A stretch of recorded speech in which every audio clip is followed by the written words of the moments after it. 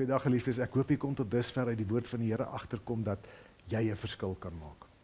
Dat jy 'n verskil behoort te maak. Dat jy nie hoef terug te deins nie, dat jy nie hoef te wag vir 'n groot held nie. Want jy kan vir ander mense stabiliteit wees, jy kan redding wees en jy kan lewe bring.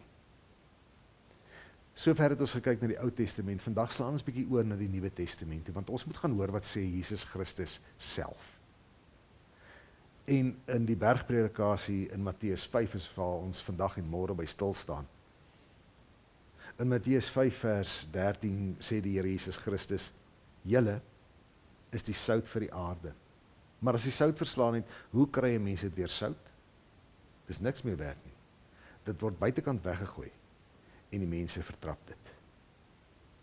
So ja, dinge kan verkeerd gaan en sout kan uitgegooi word, omdat dit nie meer 'n doel dien nie. En nou is ons so geneig daartoe om vandag te praat van om iets met 'n knippie sout te neem. Dit beteken as iemand iets sê, dan glo jy dit nie sommer nie. Maar is ook waar dat enige dis sonder 'n knippie sout by is maar nie lekker in die mond nie, nee. Is maar vaal. Is maar brakkerig. Dis wanneer daar sout bykom wat iets smaaklik word, wat dit smaakvol word. En hier kom Jesus Christus en hy praat met sy volgelinge. Hy praat hier met sy disippels en met almal wat hom wil volg. En so praat hy vandag ook met jou en met my wat bely dat ons disippels van die Here Jesus Christus is. En hy sê, julle is die sout vir die aarde. Julle is dit wat smaak bring na die aarde toe. Dis julle wat smaak bring na julle mense se lewens toe. Dis julle wat julle gemeenskap, jou gesin, smaakvol maak, al dan nie. Die wêreld proe nie lekker vandag nie.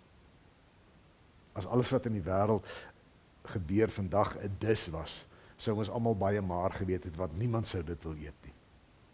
Maar, as jy as kind van God in 'n situasie inkom, bring jy die sout, bring jy die smaak, jy maak 'n verskil. Want Jesus sê, julle is die sout van die aarde. Ja, waar jy ook al gaan, bring jy die smaak. Dit hang van jou af, of 'n situasie smaakvol is, of nie. Dis nie net 'n kwessie van, jy kan 'n verskil maak nie. Jy is die verskil. Is jy reg daarvoor? Is jy reg daarvoor om op te hou, om ander te peper? En eerder sout te wees? Om smaak te bring in 'n slegte verhouding in 'n slegte gemeenskap. Om iets wat baie onsmaaklik is, weer smaakvol te maak. Dis die verskil wat ek en jy as kinders van God kan maak. Wees sout. Shalom.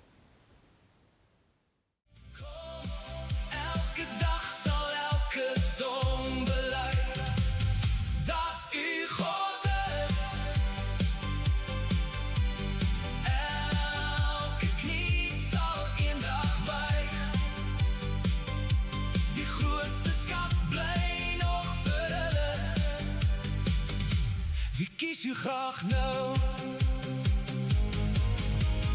Elke dag zal elke tong bely dat u God is. Elke knie zal eendag buig. Die grootste skat bly nog vir hulle. Wie kies u graag nou?